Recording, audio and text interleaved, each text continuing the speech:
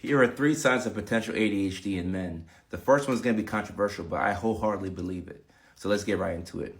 Number 1, you're somebody who has struggled to be faithful. And I'm not talking about you go to work and the secretary is hitting on you, or you're working at the plant and your coworker that you just met a couple of weeks ago has been trying to get at you. I'm talking about the type of cheating that occurs when you're with somebody, but you're still looking for other people. When you have ADHD, we're dopamine deficient, so we look for new experiences, new things, new people.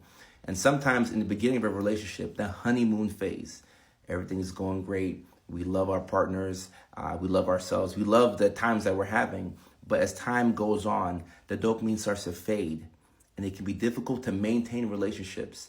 And your natural impulse might be to go look for the next quick fix, and that can lead to cheating sometimes. And it's a behavioral thing. You know that when you feel a certain type of way, if you feel rejection in your relationship, or if you're bored, a lot of people step out because they're bored. You feel these 2 things, and your brain tells you, oh, it's time to go find another high.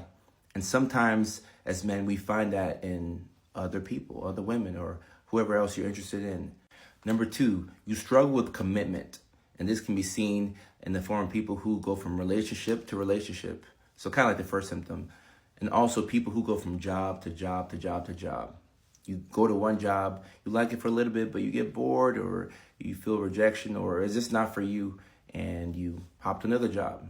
And then after a couple of months, you're like, the job is cool, but I can find something that's a better fix for me. Then you hop to another job.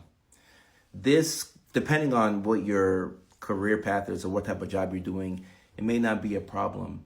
However, this could signal that you struggle with commitment.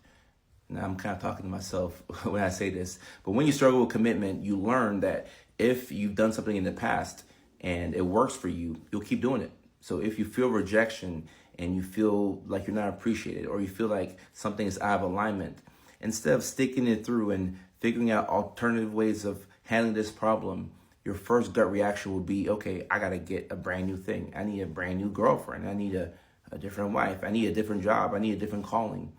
And it makes it harder for us to stick with one thing. And the third symptom, and I could have started off with this, is an over-reliance on substance use. A lot of times I'll see men with ADHD who get a diagnosis later in life, and I ask them about their substance use history. And these are people who have started smoking weed when they were 11 years old, and they've been doing it every single day for the past 20, 25 years. These are people who started drinking at 14, 15 with their uncles and their dads. And it started out as a fun thing, the fellas being fellas, boys being boys. And over time, you kept returning back to the alcohol because that was how you would manage your mood. ADHD is a condition that makes it difficult for us to regulate our mood and to regulate our attention. So if you struggle with these 2 things and you have a substance or a particular thing that can help you do both, you're going to want to rely on that. You're going to want to rely on the marijuana to help you focus. You're going to want to rely on the alcohol to chill you out and to mellow you out when you've had a hard day at work.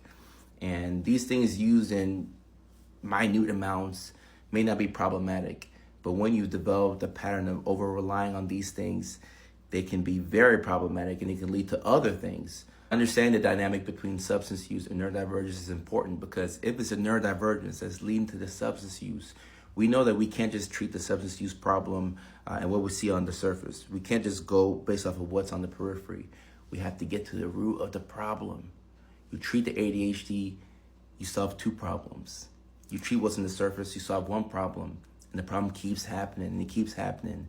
And this is why getting an accurate diagnosis is the first step. So we as providers, we have to make sure that we don't mess up, because if we mess up, we put the patient in an awful position. So it starts off with getting the right diagnosis, and from there, you put the right game plan in place, and then we can change your life.